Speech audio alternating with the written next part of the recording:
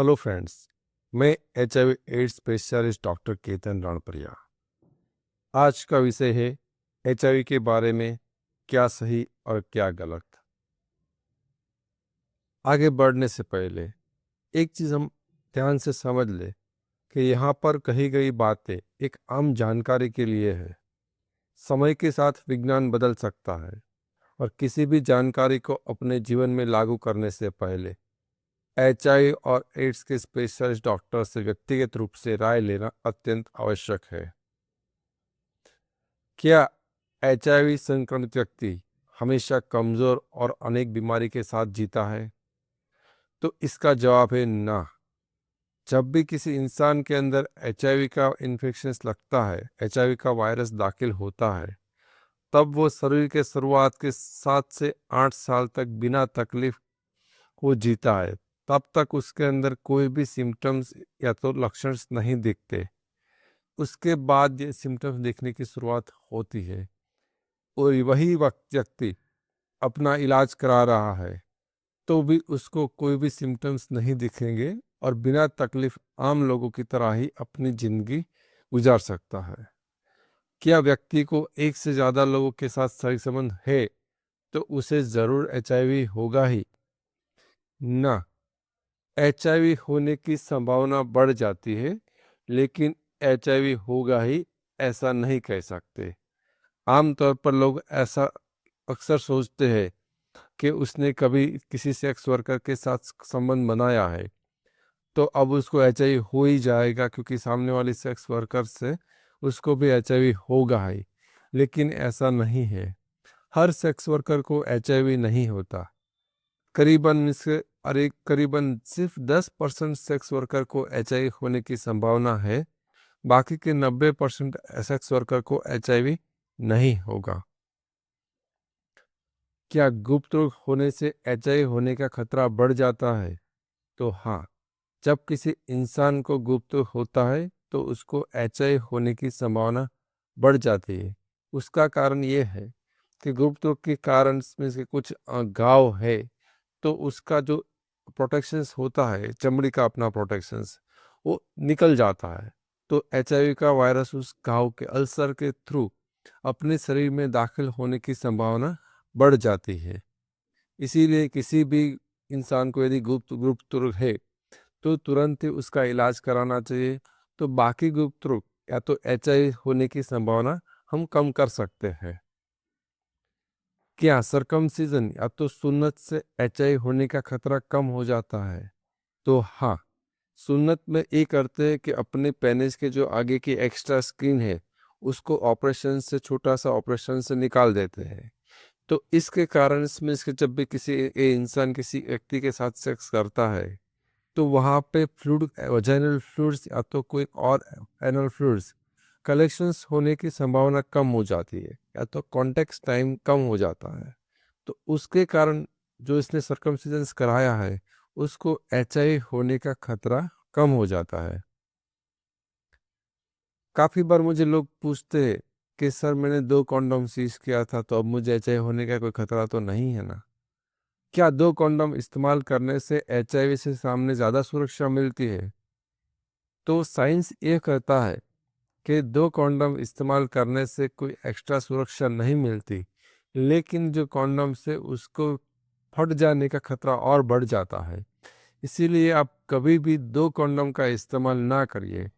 एक ही कॉन्डोम को सही तरह से उपयोग करने से पर्याप्त है कि आपको HIV या तो और किसी भी किस्म की गुप्त रोग से सुरक्षा मिलती रहेगी। क्या किस करने से HIV फैलता है? लोग इंटरनेट पे पढ़ लेते हैं कि सलाइवा के अंदर HIV का वायरस होता है, तो उसके कारण में से किस से भी HIV फैलता है। प्रैक्टिकली देखिए, हाँ, सलाइवा के अंदर HIV होता है, वो बात सही है। लेकिन आमतौर पर इसके सलाइवा के अंदर HIV के वायरस की मात्रा इतनी कम होती है, तो किसके कारण में इसके प्रैक्टिकली HIV का फैलता है, ऐसा देखने को नहीं मिलता। काफ़ी बार हम व्हाट्सएप पे या तो फेसबुक पे ऐसे और ईमेल के थ्रू ऐसा भी देखते हैं कि और मेरे पास काफ़ी लोगों का ऐसा भी फ़ोन कॉल्स आते हैं कि सर मैं थिएटर में गया था, मुझे कोई सुई चुभ गई और क्या तो मुझे एचआईवी तो नहीं हो जाएगा ना। या तो ऐसे भी मुझे व्हाट्सएप पर मैसेज आते हैं कभी, तो कोल्ड ड्रिंक्स से में लोगों ने एचआईवी मिला दिया और लोगों को एचआईवी फैलने का खतरा बढ़ गया। या तो पानी पूरी बेचने वाले को एचआईवी था, उसका खून पानी के अंदर मिल गया और लोगों को एचआईवी हो गया। तो प्रैक्टिकली ऐसा कभी नहीं होता, इन तीनों में से किसी भी कारण से कभी किसी को एचआईवी नहीं होता। तो आपको डरने की कोई आवश्यकता नहीं है। ये सब कोई साइंस इसका प्रूव नहीं करता, अप्रूवल नहीं देता।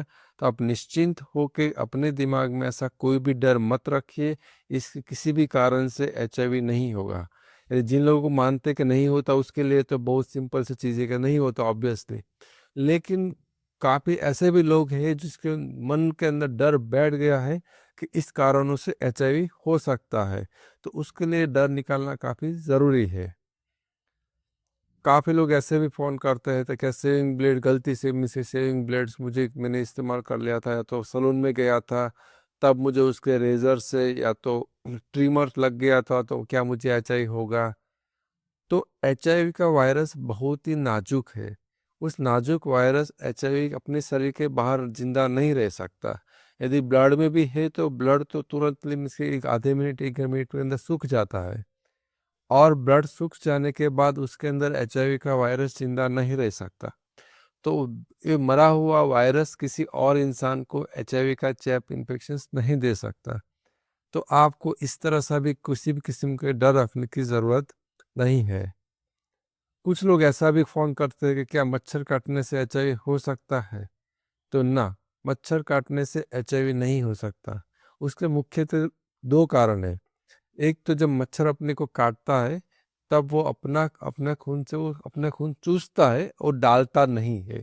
और दूसरा, अपना एचआईवी का वायरस मच्छर के शरीर के अंदर ज़िंदा ही नहीं रह पाएगा। तो इस कारण से मीन्स के मच्छर काटने से किसी को एचआईवी होने की कोई संभावना नहीं है। क्या एक बार एचआईवी पॉज़िटिव व्यक्ति के साथ बिना कंडोम सेक्स करने से एचआईवी हो ही जाता है? बहुत सारे लोग ऐसा ही मानते हैं कि मान लो किसी एचआईवी व्यक्ति के साथ एक बार बिना कंडोम सेक्स हुआ तो उसको एचआईवी हो ही जाएगा। लेकिन आपको जान के ताज्जुब होगा कि उसके कारण में उसके एचआईवी होने की संभावना बहुत ही कम है, लेकिन वो ज़ीरो नहीं है। लेकिन मैं ये भी नहीं कहता कि कम होने के कारण आप सुरक्षा ना रखें या तो मल्टीपल सेक्सुअल पार्टनर्स बनाए। मैं इन दोनों चीज़ को करने के लिए मना कर रहा हूँ। अब देखते हैं कि रिस्क क्या है। अब और ओरल सेक्स से मीन्स के इस घटना से एचआईवी होने की संभावना आपको करीबन आधे से 10,000 लोग के साथ ऐसी घटना घटे तो सिर्फ मुश्किल से मीन्स के 1 लोगों को एचआईवी का इन्फेक्शन लगेगा।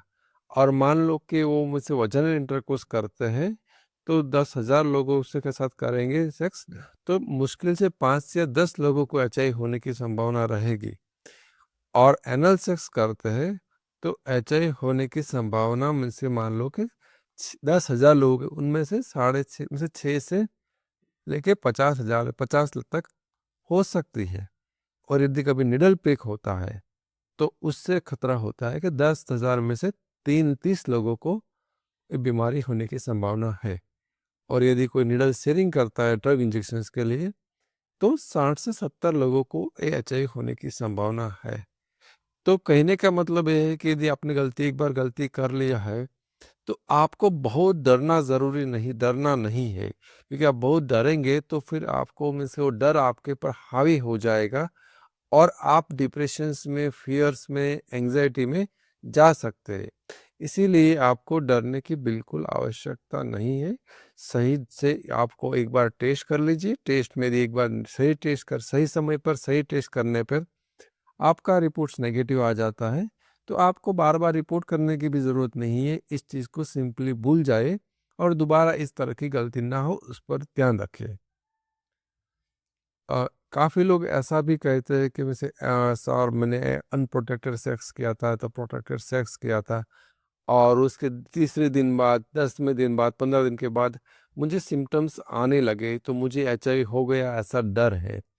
और पूछते हैं कि एचआईवी के लक्षण क्या है एचआईवी होने से? तो पहले बस आपको समझा दूँ एचआईवी के लक्षण एक्सपोज़र कितने समय बाद दिखते हैं और क्या होते हैं? जो सिम्टम्स है वो आमतौर पर 6 हफ्ते से लेके 6 महीने के बाद दिख सकते हैं। सभी इंसान में नहीं दिखते। 70% लोगों में सिम्टम्स दिखते हैं। 30% लोगों में सिम्टम्स नहीं दिखते। सिम्टम्स में क्या क्या हो सकता है? बुखार आना, ठंड लगना, सिर दर्द होना, नाइट स्वेट होना, गले में खराश होना, बॉडी पेन होना, जॉइंट पेन होना, थकावट लगना, स्वॉलन लिम्फ नोड्स होना या तो माउथ अल्सर्स होना। लेकिन ये सभी सिम्टम्स सिर्फ एचआईवी में दिखते ऐसा नहीं है। ये सिम्टम्स तो काफ़ी सारी और बीमारियों में भी दिखते हैं। तो आप ये नहीं कह सकते कि मुझे बुखार आया है तो वो एचआईवी का जो एक्सपोजर था उसी के कारण है। वो बुखार गला में से सर्दी जुकाम के कारण भी हो सकता है, मलेरिया के कारण भी हो सकता है, डेंगू के कारण भी हो सकता है, या तो आपका डर है वो डर के कारण भी हो सकता है। तो सिंपल सा कहने का मतलब ये है कि आप सिम्टम्स के आधार पर आपको एचआईवी का इन्फेक्शन लगा है कि नहीं लगा है वो आप नहीं कह सकते। यदि आपको डर है कि आपको एचआईवी का इन्फेक्शन लगा है कि नहीं लगा, तो उसका इस प्रॉब्लम का इस कन्फ्यूजन का सिर्फ और सिर्फ एक ही रास्ता है, और वो रास्ता है लेबोरेटरी की जांच। आप सिम्टम्स के पीछे मत भागिए, उस पर से आप कोई डिसीजन नहीं ले पाएंगे। सिम्टम्स को एचआईवी के कारण भी हो सकता है और उसके अलावा काफ़ी और वजह से भी हो सकता है। तो आप सिम्टम्स को छोड़ के सही समय पर सही एक टेस्ट करा लीजिए। वही एक टेस्ट से आपको पक्का हो जाएगा कि आपको एचआईवी हुआ है कि नहीं हुआ। क्या एक्सपोजर के बाद ज़रूरत से ज़्यादा एचआईवी के बारे में इंटरनेट पे पढ़ना हानिकारक है? तो हाँ, ज़्यादातर लोग ऐसा ही करते हैं। ऐसा कुछ एक्सपोजर हो जाता है तो एचआईवी सब्जेक्ट ऐसा है कि लोगों से बात नहीं कर पाते, फ्रेंड से बात नहीं कर पाते, डॉक्टर से राय नहीं ले पाते, तो इंटरनेट पे इंफॉर्मेशन पढ़ना शुरू कर देते हैं और वो घंटों तक, दिनों तक और महीनों तक इसको पढ़ते रहते हैं। और यदि आप बहुत मुझे ज़रूरत से ज़्यादा आप इंटरनेट पे इसके बारे में पढ़ोगे तो आपका डर बढ़ता जाएगा, आप टेंशन में रहोगे, आपको एंजाइटी होगी, आप फियर भी हो सकता है, डिप्रेशंस भी हो सकता है, और यहाँ तक कि लोगों को सुसाइड थॉट्स भी आने लगते हैं। तो मेरी राय है कि यदि आप एक्सपोजर्स के बाद यदि आपको एक कुछ भी इंफॉर्मेशन चाहिए तो मीन्स कि आप इंटरनेट का इस्तेमाल 1-2 घंटे के लिए कर लिया, ठीक है। उसके बाद किसी डॉक्टर से मिल लीजिए, डॉक्टर से बात कर लीजिए और आपका जो भी क्वेश्चन है डॉक्टर के सामने रखिए। आप किसी भी एचआईवी स्पेशलिस्ट डॉक्टर से, एचआईवी एड्स स्पेशलिस्ट डॉक्टर से यदि आपके शहर में हाजिर है तो उसको जाके मिलिए, और यदि नहीं हाजिर है तो आप किसी उनसे किसी भी एचआईवी स्पेशलिस्ट डॉक्टर से फ़ोन पे बात करके भी आप 1-to-1 काउंसलिंग करके आप अपना जो भी प्रश्न है उसका हल निकाल सकते हैं। लेकिन आप कितना भी पढ़ लीजिए, आप इंटरनेट पे आपका प्रॉब्लम का सॉल्यूशंस नहीं निकाल पाएंगे। ठीक है, इंटरनेट है वो एक डॉक्टर नहीं है, वो एक आम जानकारी के लिए आप इस्तेमाल करो वो अलग बात है, लेकिन उसकी भी एक लिमिटेशंस होनी है। और उसके बाद मैं आप तो आमतौर पे समझाता हूँ। मान लो हम सबके पास गाड़ी है, कार है, टू व्हीलर्स है। क्या वो जब खराब होता है रास्ते में तो हम इंटरनेट पे पढ़ने लगते हैं कि वो किसको इस इंजन खराब हो चुका है तो उसको इंजन को कैसे रिपेयर करें? नहीं, इंजन हम खुद से रिपेयर करना नहीं चाहते, हम सीधा मैकेनिक के पास जाते हैं और मैकेनिक के पास जाके उसको बोलते इस इंजन को रिपेयर करके दीजिए। तो जब हम गाड़ी का इंजन खुद से रिपेयर नहीं कर पाते तो जो अपना शरीर है वो तो बहुत ही आगे और बहुत ही कॉम्प्लेक्स है उस इंजन से। तो फिर हम अपने शरीर की जो बीमारी एचआईवी का डर है या तो एचआईवी की बीमारी है, उसको रिपेयर करने के लिए हम खुद से प्रयत्न करने लगते हैं, तो यहाँ से प्रॉब्लम्स की शुरुआत होती है। तो कभी भी आप मीन्स के अपने बॉडी को या ट्रीटमेंट गूगल की इंफॉर्मेशन से या तो किसी भी इंटरनेट की इंफॉर्मेशन से ना करिए। उसके लिए आपको डॉक्टर्स की हेल्प लेना अत्यंत आवश्यक है। क्या एचआईवी के डर के कारण एचआईवी के लक्षण दिखते हैं?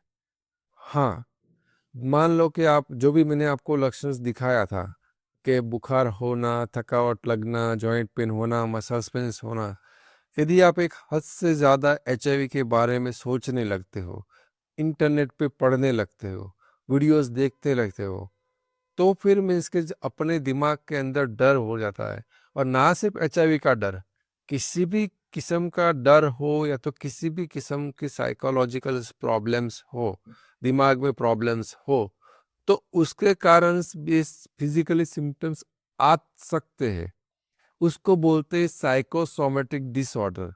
मतलब जब अपने दिमाग के अंदर गड़बड़ होती है, वो नॉर्मल काम करना बंद हो जाता है, तो वो जो दिमाग का जो बॉडी पर कंट्रोल हो और बॉडी को मॉनिटरिंग करना है, कंट्रोल करना है, वो भी डिस्टर्ब हो जाता है।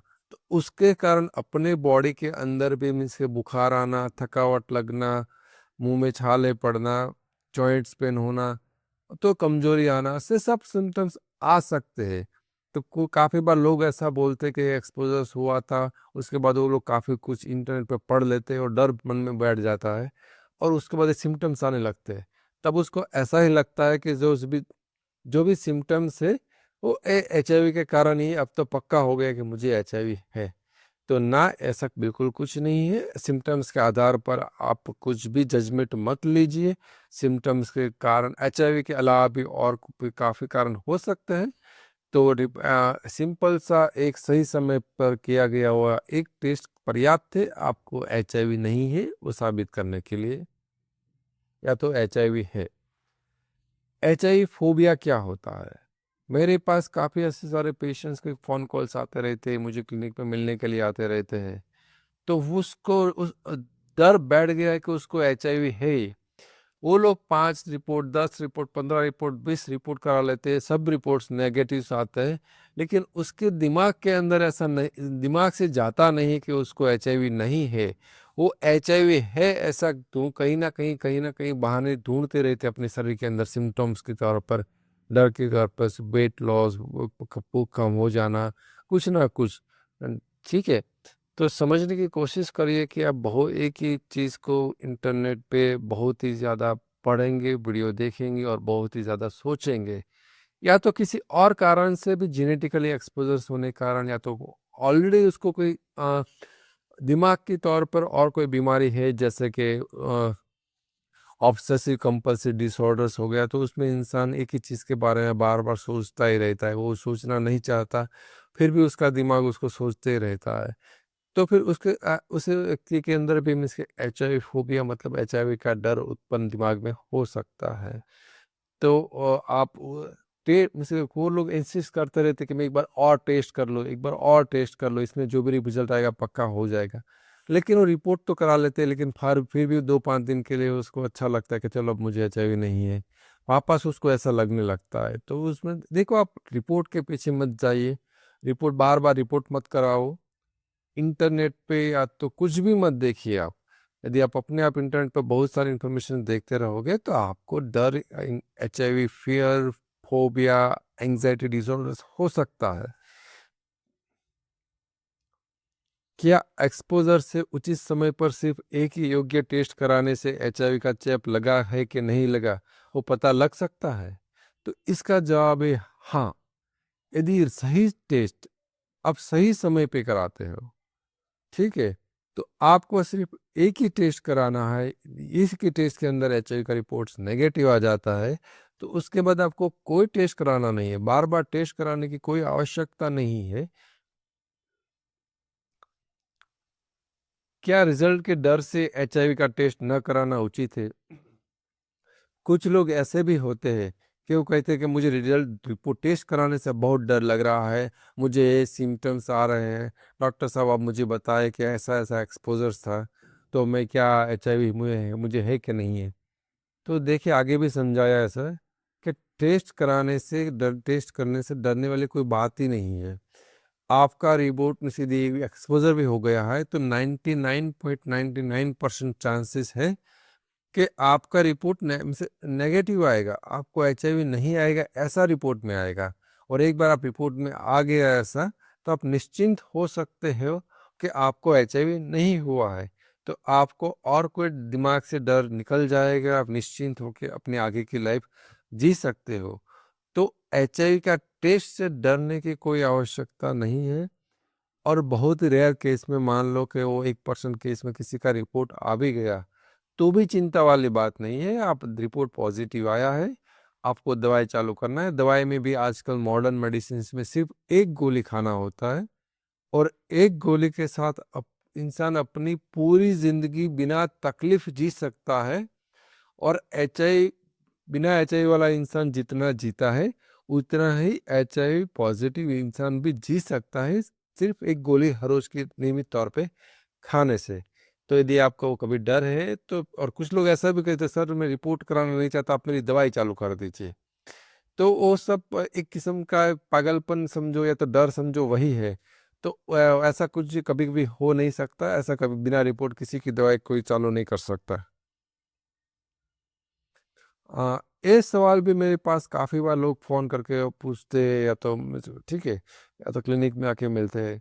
मैंने sir antibody test ELISA HIV DU या तो HIV कॉम्बो टेस्ट कराया था।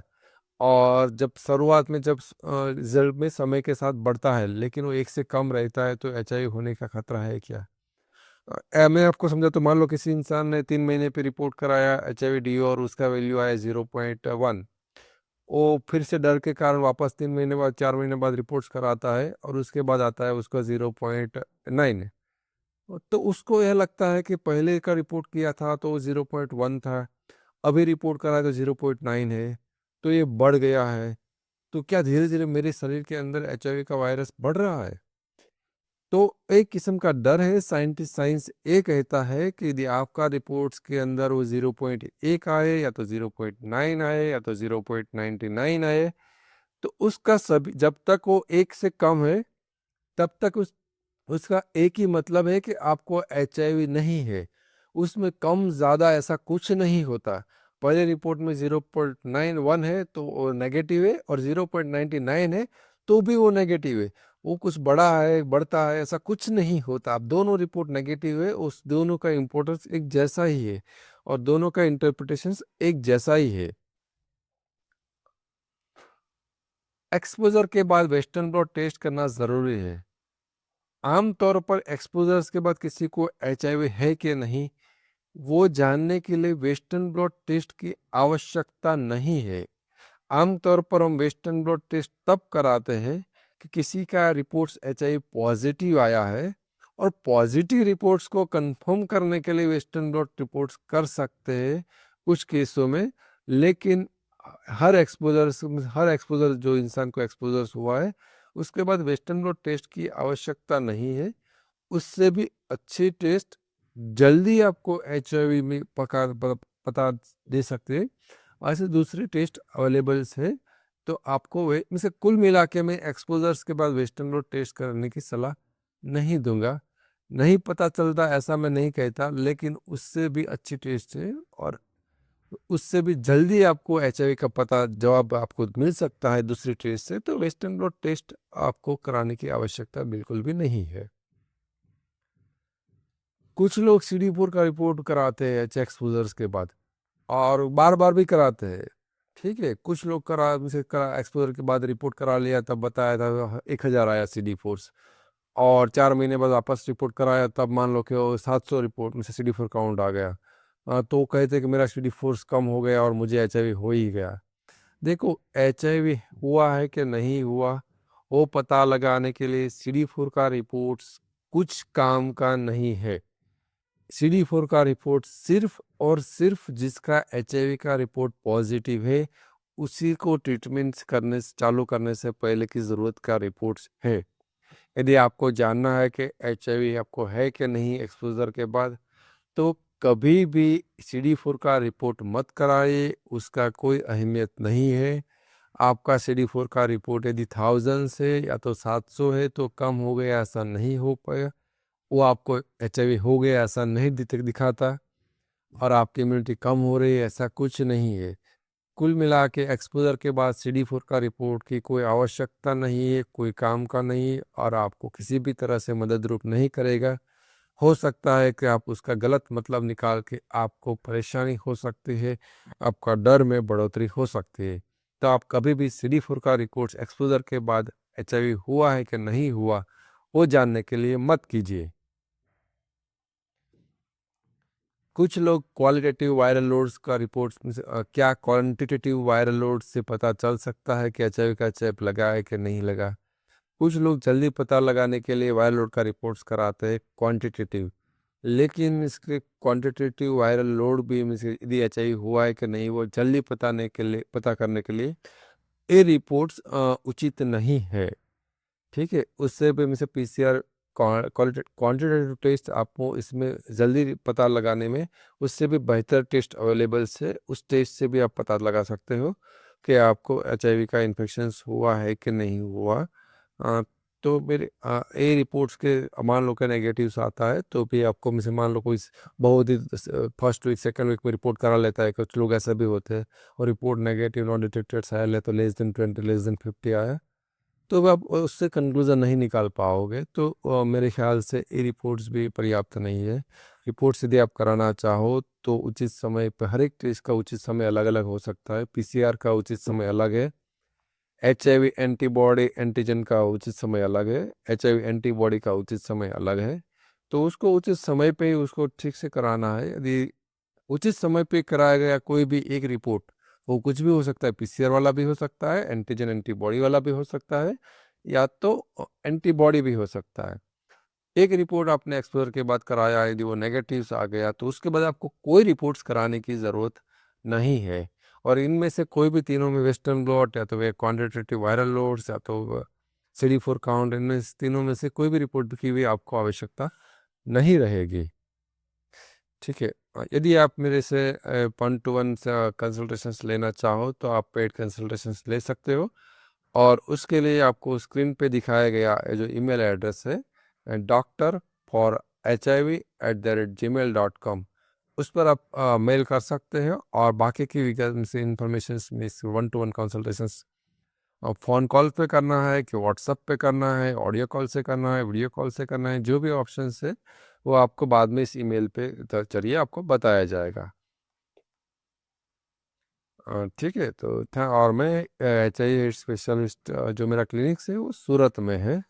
तो यदि जो लोग को जो सूरत या तो गुजरात से नज़दीक के पेशेंट्स है वो क्लिनिक पे भी मुझसे में कांटेक्ट करना चाहे तो कर सकते हैं। और जो लोग जैसे आउट ऑफ गुजरात है या तो आउट ऑफ सूरत से और फिजिकली को मुझसे वन टू वन ट्रैवलिंग नहीं कर सकते हैं, ऐसा कुछ है तो आप ऑनलाइन कंसल्टेशन ऑनलाइन काउंसलिंग के लिए भी कांटेक्ट कर सकते हो। और मुझे आशा है कि आपके काफ़ी सारे सवालों के जवाब यहाँ पे मिल गए होंगे। और यहाँ यदि आपको इस प्रेजेंटेशन अच्छा लगा है, आपको और भी ऐसा आगे प्रेजेंटेशंस के लिए आपको कुछ नए वीडियोस चाहिए तो आप इस वीडियो को लाइक कर सकते हो, शेयर कर सकते हो, बेल आइकन को दबा सकते हो और सब्सक्राइब करते हो उसको हमारे यूट्यूब चैनल्स को। Thank you very much.